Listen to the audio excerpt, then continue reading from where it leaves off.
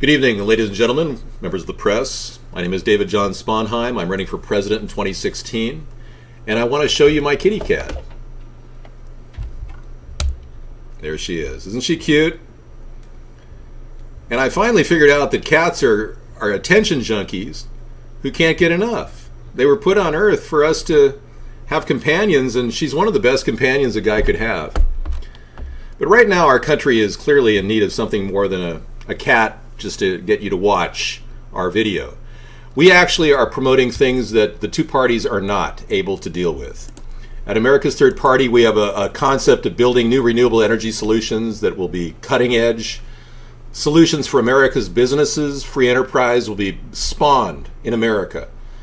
I will be able to develop, with the assistance of engineers and designers from various high-tech labs around the country, we can pool together our resources and produce and mass produce solar panels and wind turbines as small as the wind turbine I have right next to the sign here. These are ideas that very well could revolutionize our country. If you think about the nature of what these ideas could do, you'll realize that they can create businesses. Somebody's going to have to put these things up. Now, this is a concept I came up with in 2008. It's the Savonius Windmill Plan, which is an open source windmill design mounted on every single electric pole in America, will create a tremendous amount of jobs. Tremendous amount of jobs.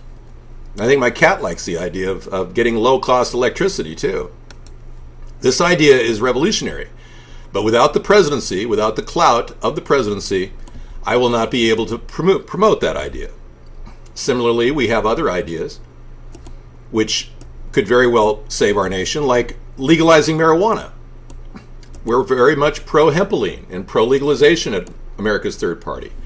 We believe that legalizing marijuana will bring in tax revenue for the government, helping lower the taxes to you, and thereby save you enough money to help support the economy.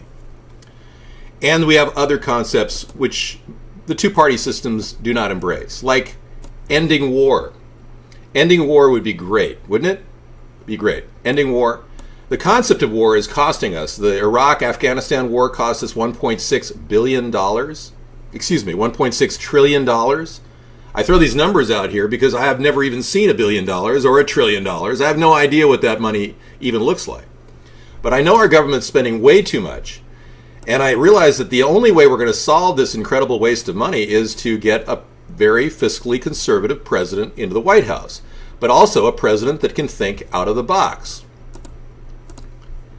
These ideas are not revolutionary per se unless they're executed from the executive branch of the presidency. We also are tracking the news, and this past year has been kind of a disaster. You see her tail? It's kind of funny. I know. It's pretty sad. The two-party system is never really something that was designed for America. In fact, George Washington said we should do without parties. Our first president, the dollar bill dude, he said we should go without parties. Well, I think that's a good idea. We started America's Third Party because we believe that a third party is necessary to challenge the two parties. But when you think about it, I could just run for president in 2016 and 2020. I don't need necessarily a third party. I can just run. So that's always an option, and we could certainly do that. If a third party doesn't develop in America, then I'll continue to run for president as an independent. No problem there. Let's take a look at what's going on in the news today. We've got a very interesting article that was brought to us by one of our supporters, Carl. It says the 18 best political pictures of 2013, and ironically, it started with the inauguration, January, with Barack Obama standing in front of a nation of sheep, which is not one of the best political pictures in my opinion. It just shows us how mindless we are that we'd vote for a guy who lied. I'm going to help enlighten all of you right now. And right after that, the scandal of Benghazi and Hillary Clinton, who was instrumental in promoting the breakdown of information that led to a cover-up, a veritable cover-up of Benghazi, and never answered to the music on Benghazi. Yet there's talk of her running for president in 2016. Kind of strange, she won't even talk about Benghazi publicly. Then, of course, the revelation with Edward Snowden talking about the NSA watching us. There's the NSA scandal. Then there was the IRS scandal and all the money that they spent on vacations and special perks for all their friends and cronies in Washington. And then we go on to say things on the foreign policy front weren't much better. Barack Obama actually called Vladimir Putin a jackass.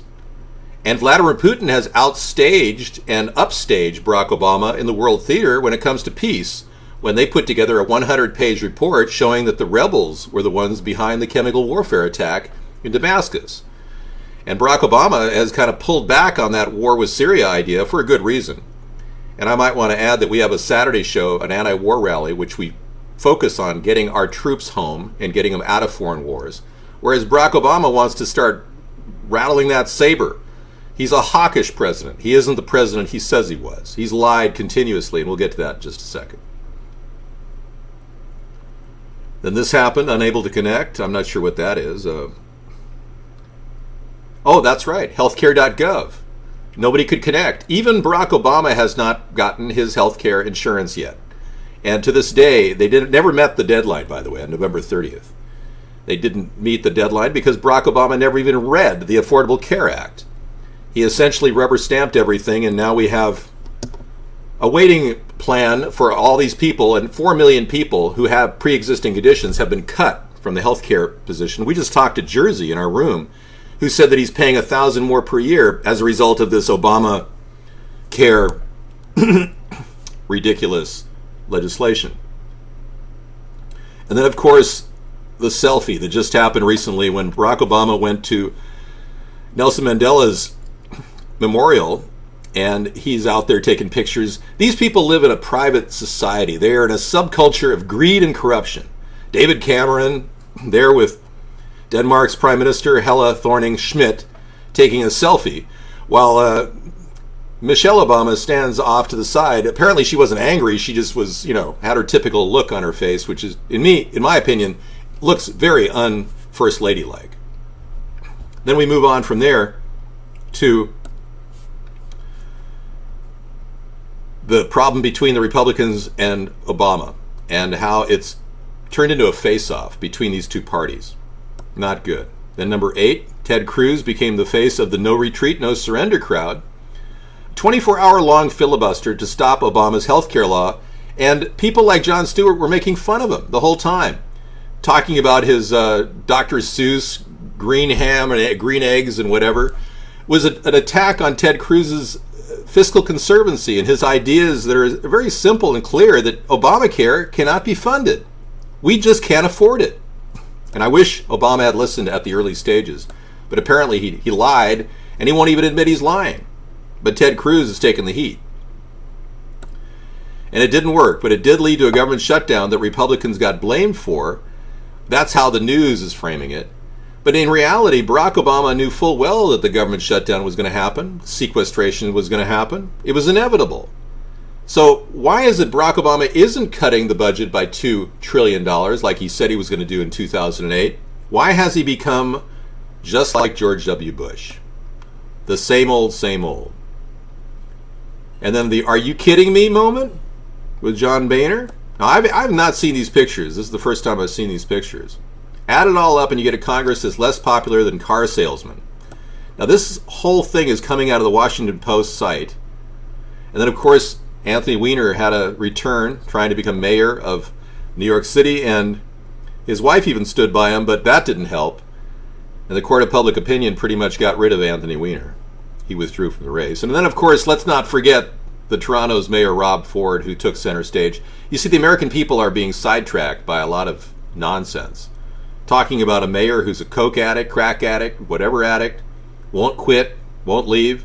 We got bigger problems. We got a president that's illegal, who should never have even become president, who should have been vetted by his own party.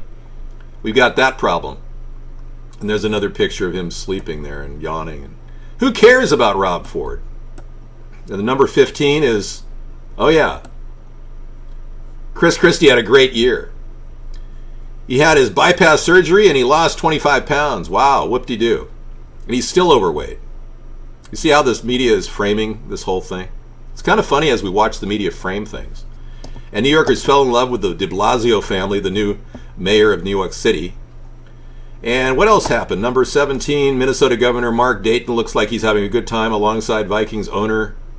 That's special. And, of course, Joe Biden always has a good year, always. Well, that's because he does nothing. He just sits and waxes his tornado every single Saturday right in front of the White House, his 1975 tornado. That's it. That's the Joe Biden wrap-up, everybody. The guy has absolutely nothing going on in his head. Oh, yeah, I could bring you videos to back that up right now in real time. Sure, why not? Let me go to my video library, bring up politics, and show you what Biden is really all about.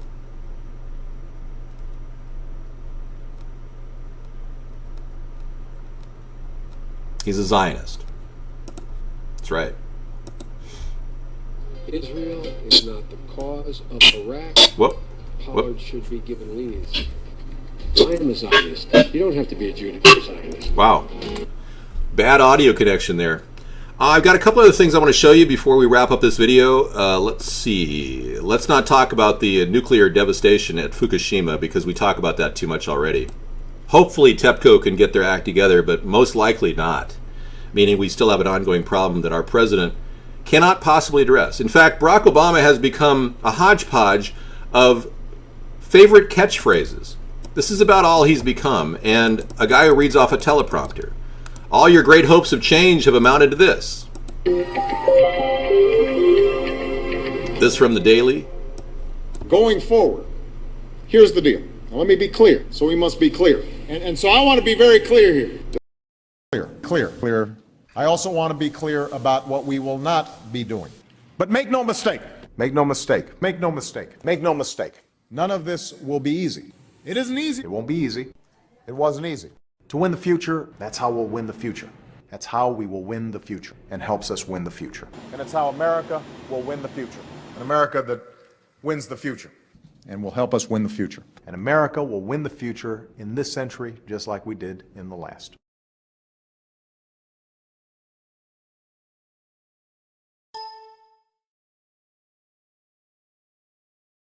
Okay, that wraps up the entire program here. I want to remind all of you that we are dedicated to a better world, a world that's free of pollution, one that is ultimately going to help provide solutions like clean, green technologies. And we also want to stop this bipartisan bickering between the Republicans and Democrats and kind of forge a compromise and open the discussion to a third-party arbitration. Ironically, a third party would be the best thing for our nation right now, but it's being suppressed in the mainstream media. So I'm asking all of you to talk about a third party with your friends and family. Talk about what we're all about energy solutions, about legalizing marijuana, about ending war. And be sure to mention that we can be found at americasthirdparty.com. And to promote our site, we want to at least have a presidential candidate run at the helm, and that would be me, David John Sponheim. So thanks for watching this synopsis of where we're at right now. This is December 17th, 2013.